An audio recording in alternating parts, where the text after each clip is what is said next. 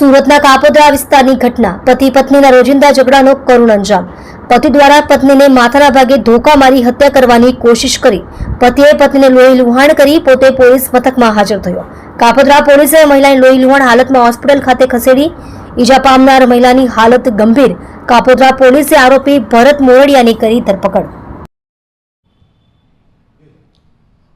ગઈ તારીખ 10/9/2024ના રોજ કાપોદ્રા પોલીસ સ્ટેશન હદના શ્રીજીનગર વિભાગ 2 સોસાયટીમાં પતિએ પત્નીને કપડાં ધોવાના ધોકા વડે માથામાં ગંભીર ઈજાઓ પહોંચાડેલ હોય અને મરણતોલ ફટકા મારેલ હોય, જે અન્વયે આ કામના આરોપી ભરતભાઈ વલ્લભભાઈ મોરડિયા, રહેવાસી શ્રીજીનગર વિભાગ 2 સાગર રોડ કાપોદ્રા સુરતનાઓ પોલીસ સ્ટેશન આવી પોતે જાહેરાત એવી કરેલ કે મારી પત્ની સાથે મારે અવારનવાર ઝઘડો થતો હોય અને એ મને માનસિક ત્રાસ આપતી હોય અને મારા બાળકોને પણ પરેશાન કરતી હોય।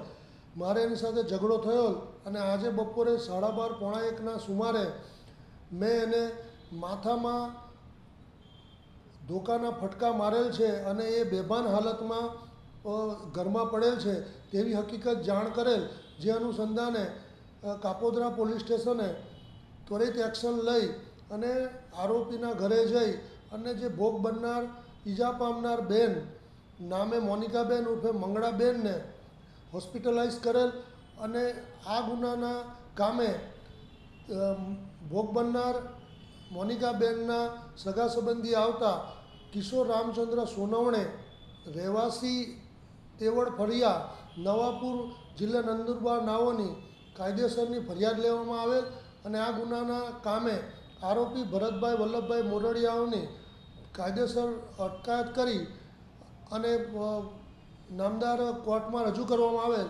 ઉપરોક્ત ગુનાની તપાસ point Shri MB અવસુરા Kapodra post નાઓ હાલ કરી રહેલ છે।